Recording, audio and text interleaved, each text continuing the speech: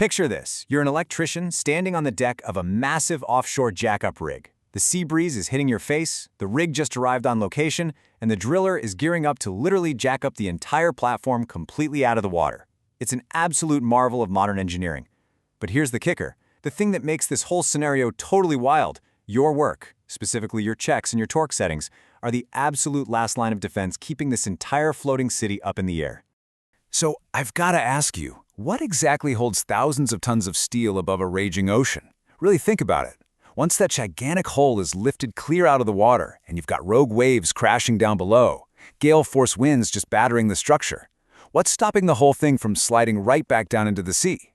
Now, you might be thinking it's some colossal vault-like locking mechanism or this massive hydraulic pillar, but no. The truth is, a rig's stability relies almost entirely on a bunch of surprisingly small, totally hidden components that have to work in absolute perfect unison. 36. If you're working on a national jacking system, exactly 36 motors and their corresponding brakes are the only thing standing between safety and total disaster. It sounds insane, right? You have a three-legged rig, basically a skyscraper with legs, just suspended in the sky. On each of those legs, you've got 12 motors. Do the math, 12 times 3, you get 36. And every single one of those 36 brakes matters immensely. They are literally the ultimate, non-negotiable safety net holding that immense weight. Section 1. Anatomy of a jacking system. Okay, let's dive into this and look at the actual anatomy to figure out how this incredible feat actually happens. Because to really grasp why the maintenance procedures are so critical, we've got to understand the fundamental mechanics. So the platform stands on three main legs. You've got your port, starboard, and the bow or stern legs. Wrapped around each of those are four heavy-duty gear units. Inside these units, the jacking motors drive these heavy metal gears called pinions. When the driller starts the lift, these pinions rotate and literally climb up the rack on each leg, pushing the massive hull up and out of the water. It's this slow, incredibly powerful process. But here is the absolutely crucial part. Once the rig reaches its designated height, the motors completely shut off. They de-energize. Their lifting job is done. And that brings us to a highly specific, vital term, the operational air gap. This is that critical state where the hull is fully raised, totally clear of the water. At this exact moment, those motors turn off. They lose electrical power, and gravity immediately tries to take over. Thousands of tons of steel desperately want to crash back down in the ocean. But they don't. Why? Because the entire weight of that drilling rig is now resting exclusively on those 36 brakes. And get this, they might sit like that, holding that unimaginable weight for weeks or even months at a time. Now, the engineering behind those brakes is just brilliant. It's called a fail-safe design. Think about your everyday car. You have to physically press the brake pedal to apply stopping force, right?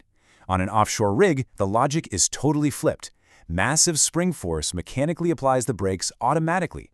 You actually need electrical power to release it. Just think about the genius of that for a second. If the rig suffers a catastrophic power failure, like a total blackout in the middle of a massive storm, the brakes don't let go. Because there's no power, the springs instantly engage and lock those brakes tight, stopping the rig from taking a deadly plunge. As an offshore electrician, you're mostly dealing with two major brake systems, Letourneau and National. And while the fail-safe principles are exactly the same, how you actually interact with them is totally different.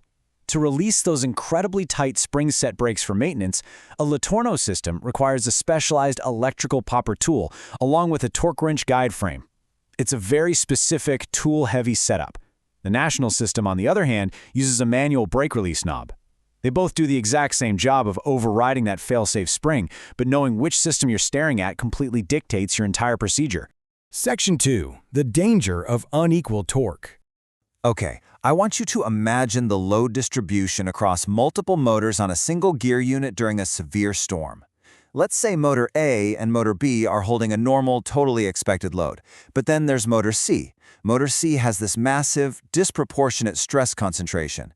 If one motor holds significantly more torque than the others, it ends up taking on an uneven, massive share of the entire rig's weight. And this creates a hidden physics problem that can quite literally destroy a rig.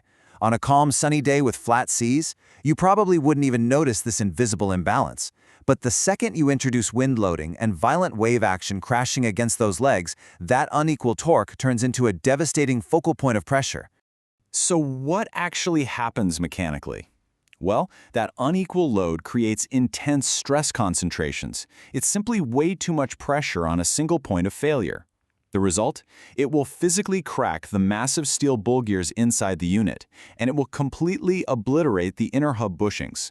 The gears are, quite literally, ripping themselves apart from the inside because the torque wasn't perfectly equalized across all the motors. Which leads perfectly to this really stark warning from the training material: multi-million-dollar failure, potential safety catastrophe. I really want you to take that away from this explainer. Unequal torque isn't just some minor maintenance checklist item you can casually gloss over. If those bull gears crack and fail in a storm, the rig's stability is gone. We are talking about the lives of every single crew member on board.